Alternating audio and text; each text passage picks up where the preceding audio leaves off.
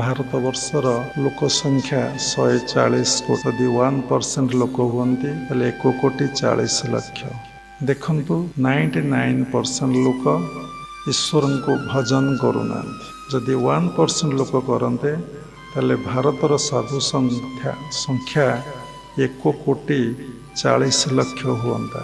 ଶୁଣିକି ଭାବୁଥିବେ, ତା ଭିତରେ ପ୍ରଶ୍ନ ଉଠୁଥିବ, ଆମେ ଯଦି ସମସ୍ତେ ଏଇ ପଥରେ ଯିବା ତାହେଲେ ସଂସାର ପ୍ରବାହ କେମିତି ରହିବ ଆଉ ସୃଷ୍ଟି ପ୍ରବାହ କେମିତି ଚାଲିବ? ଦେଖନ୍ତୁ, ଯଦି 1,40,00,000 ସାଧୁ ନାହାନ୍ତି ତାହେଲେ କେତେ ପରସେଣ୍ଟ ଏ କଥା ଭାବିଛନ୍ତି? ତୁମେ କିଏ କଥା ଭାବିବା ପାଇଁ? ସୃଷ୍ଟିଟା କ'ଣ ତୁମର? ତୁମେ ଆସିବା ପୂର୍ବ କ'ଣ ସୃଷ୍ଟି ନଥିଲା? ତୁମେ ଗଲେ କ'ଣ ସୃଷ୍ଟି ପ୍ରବାହ ରହିବ ନାହିଁ? ଯଦି 1% ଲୋକ ଏକଥା ଚିନ୍ତା କରୁନାହାନ୍ତି, ତୁମେ ଏକଥା କାହିଁକି ମନରେ ଭାବୁଛ? ତୁମେ ଭାବୁଛ ତୁମେ ଭଗବାନଙ୍କ ମାୟାରେ ପଡ଼ିଛ ବୋଲି।